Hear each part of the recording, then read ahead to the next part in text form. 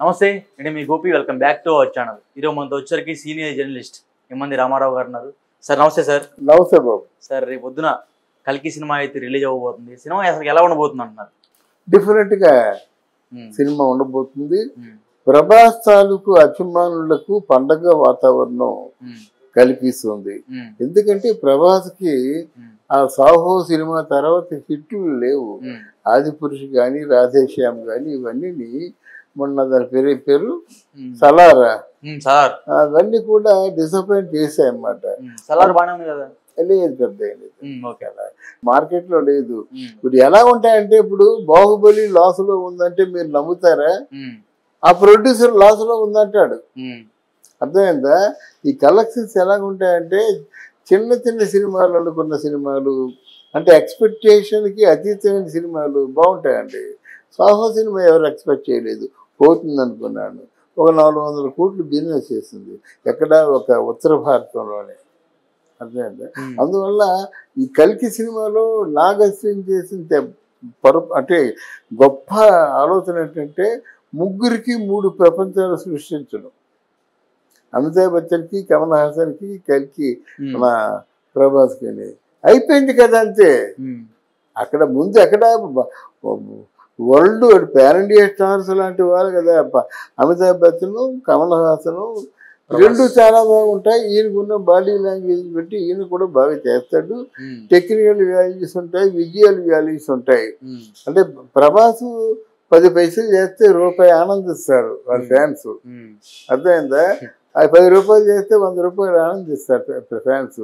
ప్రభాస్ తాలూకు ఫ్యాన్స్ కి పెద్ద కన్నుల పండుగ అది. అంటే బుక్ మై షోలో కల్కి సినిమా బుక్ చేస్తుంటే పాత రాజశేఖర్ కల్కి సినిమా అయితే బుక్ టికెట్లు అవుతున్నాయి అంట. అదేం చెప్తారు? అదేదో కొంచెం ఇది చావు తెలిచాకలు అంటారు కదా. ఆ చావు తెలిచాకలు జీవితాను రాజశేఖర్ తప్ప కల్కి బుక్ చేశాక కొంతమంది అడ్వాన్సులు కట్టేశారు టికెట్ కోసం. ఇప్పుడు ఆ అడ్వాన్సులు ఇవ్వని అంటున్నారు. అది పెద్ద రగట జరుగుతుంది. మాకు వచ్చిన ఆదాయం మీకు ఎలాగ ఇచ్చేస్తామని చెప్పి సినిమా థియేటర్లో వాళ్ళు అంటున్నారు. ఏదేమైనా సరే ఇది థియేటర్లో ఈ ప్రొడ్యూసర్లో ఇటువంటి పొరపచ్చాలు, ఇటువంటి తగాదాలు, వాదులాట్లు ఉండకూడదు. ఉంటే బాగుండదు. అయితే ఒకటి ఇది మాత్రం కల్కి అసలు ఎంత మ్యాన్లీగా ఉందండి. ఆ కాస్ట్యూమ్ డ్రామా ఎంత వెరైటీ కాస్ట్యూమ్. మా కమల్ హాసన్ మేకప్ చూసారా? అంటే చాలా అంటే ఒకటి టెక్నికల్ వాల్యూస్తోని ముఖ్యంగా 3 ప్రపంచాల మధ్య జరిగింది కదంటే ఆ క్రియేటివ్ వర్క్ చూసుకోండి. అదే క్రియేటివిటీ. అంటే ఒక ఎక్స్పెరిమెంటల్ గా కొత్తదనం చూపిస్తూ నాగశ్విన్ సినిమా తీశాడు. అందుకు hats off to Nagashwin. So ఇంకొకటి సార్, ప్రభాస్ గారికి ఇప్పటికీ చాలా వయసు మీద పడిపోయింది. ముఖ్యంగా ఒక 40+ ఉన్నాయి ఆయనకి. సో ఇంక మ్యారేజ్ ఎప్పుడు చేసుకుంటారంట ఆయన? మ్యారేజ్ చేసుకోవడానికి ప్రాబ్లమ్స్ ఉన్నాయి ఆయనకి. ఏం ప్రాబ్లమ్స్ అది? ఉన్నాయి, పర్సనల్ ప్రాబ్లమ్స్. అదే చెప్తున్నాడు కదా. ఎవరిని చేసుకోవడానికి కూడా అనేది అష్టదిగ్బంధంలో ఉన్నట్టుగా ఫీల్ అవుతున్నాడు. వాళ్ళ వాళ్ళ నాన్నగారు కృష్ణరాజు గారు ఏదో దాన్ని ఏమంటారు డైరీలో ఏదో రాశారట. అది బయటికి చెప్పుడు, మనసులో ఉన్న కోరిక కూడా బయటికి చెప్పుడు. ఇంకా 44, 45 వచ్చేస్తున్నాయి. అంటే 40+ ఉన్నాయి. 44, 45 వచ్చేస్తున్నాయి బాబు ఆయనకి. 40+ అని ఎందుకు అందంగా చెప్తారు? కనుక హీరోయిన్కే 40 వచ్చేస్తున్నాయి. మరి ఎందుకు? మరి త్రిషకి ఎంత 40 కదా, చిరంజీవి పక్కన నటిస్తుంది. అది కాదు కావాల్సింది. జనం కోరుకుంది ఏదైనా ఇస్తారా లేదా?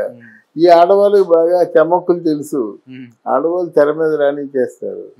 అందువల్ల ఈయన పెళ్లి చేసుకోవడం అంటే అది $1000 ప్రశ్న. అంటే అప్పట్లో అనుష్కకి ప్రభాస్ మధ్య పెళ్లి జరగబోతుంది. అవును, అందరూ కోరుకున్నారు కదా. ఇప్పుడు అనుష్కకి ప్రభాస్కి అందరూ కూడా మీరు మంచిది అంటే అన్నారు.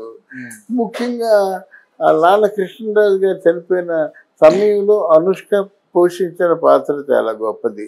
ఆ అనుష్క ఏంటంటే ప్రభాస్ తిన్నాడా లేదా, మందులు వేసుకుంటున్నాడు లేదా, కళ్ళు ఎర్రగైపోయా, ఇవన్నీ ఇంట్లో ఒక ఫ్యామిలీ మెంబర్ లాగే ఆ 3 రోజులు ఉంది. అది అందరూ చూశారు. తొందరలో పెళ్లి చేసుకుంటారేమో అనుకున్నారు.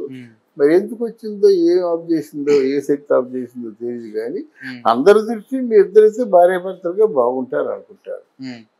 అంటే అప్పట్లో పాన్ ఇండియా సినిమా అంటే ఆ పాన్ ఇండియా కాదు, world war cinema Baahubali. So ఆ బాహుబలి సినిమా తలవనేలా ఈ కల్కి ఉండబోతుంటారు?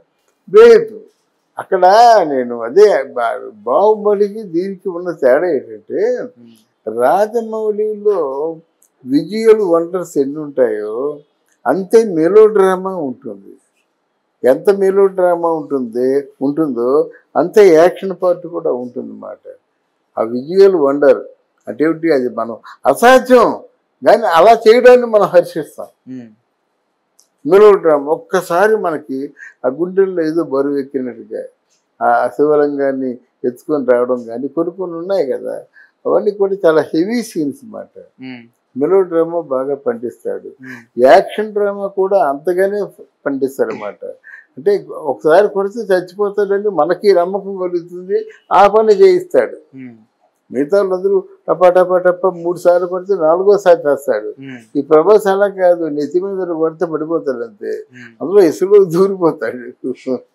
ఇలాగే మొత్తానికి ఏంటంటే బాడీ లాంగ్వేజ్తో ఆడుకుంటాడు ఆయన రాజమౌళితో.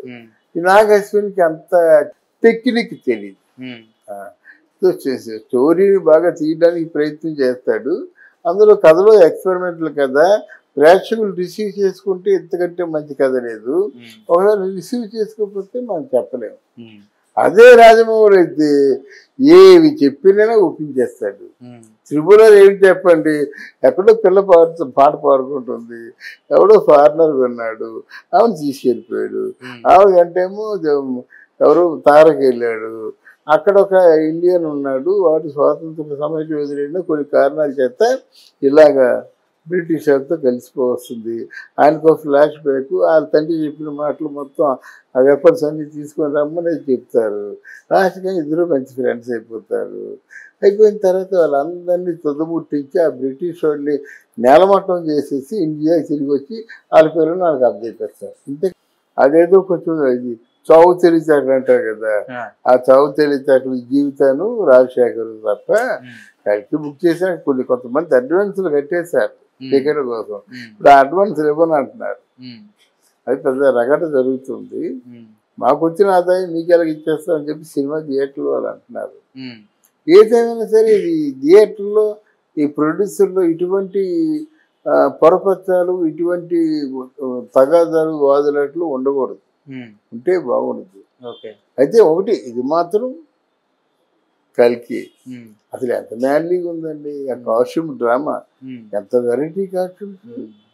మా కమల్ హాసన్ మేకప్ చూసారా, అంటే చాలా అంటే ఒకటి టెక్నికల్ వాల్యూస్తోని ముఖ్యంగా. సో వాళ్ళకి దాన్ని అంత ధీటుగా వెళ్ళలేదంటారు సినిమా బాహుబలికి. బాహుబలి వేరండి, బాహుబలి విజువల్ వండర్. అది కదా థియేటర్లు చూస్తుంటే కళ్ళు చల్లగా ఏదో ఊటీలో ఉన్నట్టు అలా అనిపిస్తుంది. ఇది అలా కాదు, ఇది అగ్రెసివ్నెస్ కనిపిస్తుంది అన్నమాట. అక్కడ ఫైట్ చేసినా సరే అందంగా ఉంటుంది అన్నమాట. కాలకేయ ఆ క్యారెక్టర్ని ఒక కన్నుతో ఎంత బాగా చేశారు బాబు అయినా. అంటే ప్రభాస్కి మిగతా వాళ్ళకి ఎంత పేరు వచ్చిందో ఆ చిన్న క్యారెక్టర్ చేసిన కాలకేయగా కూడా అంత పేరు వచ్చేసింది అన్నమాట. అది దట్ ఈస్ హిజ్ డిజైన్. అంత బాగా డిజైన్ చేస్తాడు అన్నమాట. Okay sir, thank you sir. Thank you very much.